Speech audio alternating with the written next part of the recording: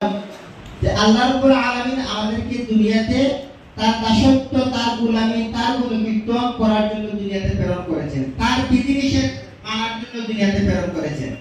আমরা যে যে ধর্মের অনুসারী আমাদেরকে সেই ধর্মীয় অনুশাসন মেনে চলতে হবে। প্রত্যেকটা ধর্ম তাকে নৈতিক শিক্ষা দেয়, সততা শিক্ষা দেয়। বাংলাদেশ ইসলামী ছাত্র শিবির এদেশের তরুণ ছাত্র সমাজকে কোরআনের আলোয় আলোকিত করতে চায়, ইসলামের আলোয় আলোকিত করতে চায়। আমরা যদি নিজেদেরকে কোরআনের আলোয় আলোকিত করতে পারি, ইসলামের আলোয় আলোকিত করতে পারি, তাহলে আমরা মেধা এবং নৈতিকতার সমন্বয় যদি আমরা সাধন করতে পারি, আমরা বিশ্বাস করি আমরা মেধাবী হওয়ার পাশাপাশি আমরা যদি নৈতিক চরিত্রকে আলোকিত করতে পারি, আমরা যদি নিজেদেরকে একজন আদর্শ ভালো মানুষ হিসেবে সমাজে উপস্থাপন করতে পারি, তাহলে আমরা বিশ্বাস করি আগামী একটি সুন্দর বাংলাদেশ গঠনে ন্যায় ইনসাফ ভিত্তিক একটি কল্যাণময় রাষ্ট্র প্রতিষ্ঠায় এদেশের মেধাবী ছাত্র সমাজ একটা ঐতিহাসিক ভূমিকা পালন করবে ইনশাআল্লাহ।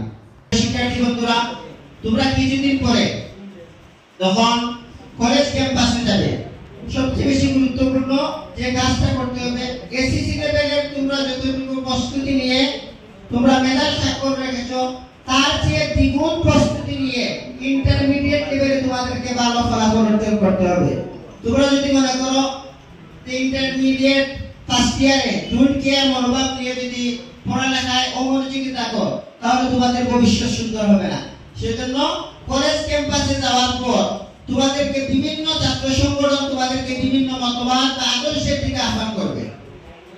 তখন তোমাদেরকে একটা সিদ্ধান্ত নিতে হবে, এই দুনিয়াতে আল্লাহ রাব্বুল আলামিন আমাদেরকে বুদ্ধি দিয়ে, জ্ঞান দিয়ে, বিবেক দিয়ে দুনিয়াতে প্রেরণ করেছেন।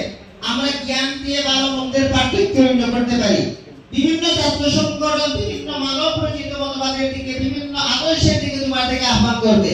তখন সিদ্ধান্ত নিতে হবে কোন আদর্শকে গ্রহণ করার মাধ্যমে নিজেদেরকে দুনিয়ার জীবনে একজন সফল মানুষ হিসেবে উপস্থাপন করা সম্ভব, আখিরাতের জীবনে আল্লাহর রাজিয়াতের মাধ্যমে জান্নাতে যাওয়া সম্ভব, সেই আদর্শকে আমাদেরকে গ্রহণ করতে হবে।